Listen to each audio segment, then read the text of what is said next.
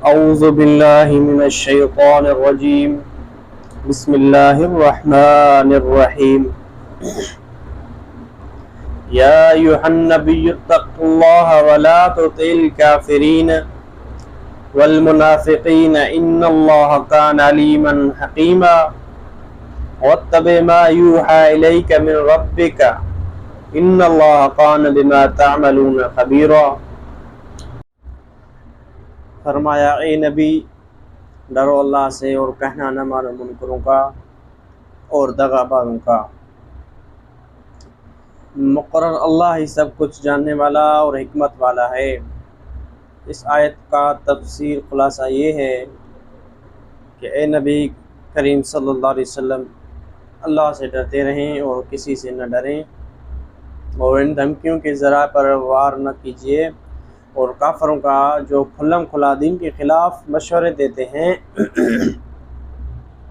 اور منافقوں کا جو در پدر ان کے ساتھ متفق ہیں ان کا کہنا نہ مانیے بلکہ اللہ ہی کا کہنا مانیے. بے شک اللہ بڑے علم والا بڑے حکمت والا ہے.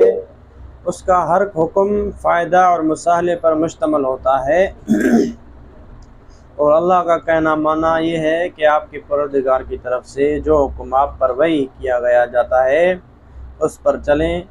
اور اے لوگوں بے شک تم لوگوں کے سب اعمال کی اللہ تعالیٰ پوری خبر رکھتا ہے.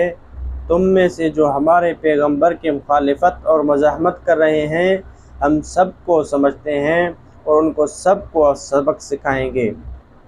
اور اے نبی کریم صلی اللہ علیہ وسلم آپ ان لوگوں کی دھمکیوں کے معاملے میں اللہ پر بھروسہ رکھیں کہ وہ خوب جانتا ہے اور اللہ کافی کارساز ہے.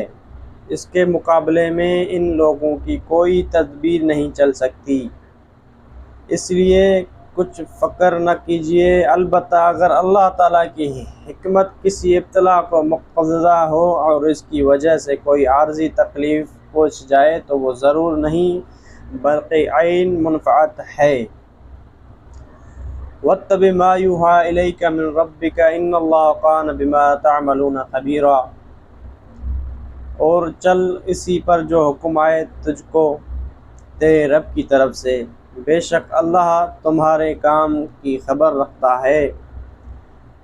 آیت وَاتَّبَعْ مَا يُوحَىٰ إِلَيْكَ مِن رَبِّكَ إِنَّ اللَّهَ كَانَ بِمَا تَعْمَلُونَ خَبِيرًا. یہ پہلے ہی حکم کا تکمل ہے کہ آپ کفار و منافقین کی باتوں میں نہ آئیں ان کی باتیں نہ مانیں بلکہ جو کچھ اللہ کی طرف سے آپ کو بذریعہ وحی بتلایا گیا ہے بس آپ اور صحابہ اکرام اس کا اعتبار کریں چونکہ اس خطاب میں صحابہ اکرام اور عام مسلمان بھی شامل ہیں. اس لیے آخر میں بذیعہ جمع بما تعملون فرما کر تنبیہ کر دی گئی ہے. وما علینا الا البلاغ المبین.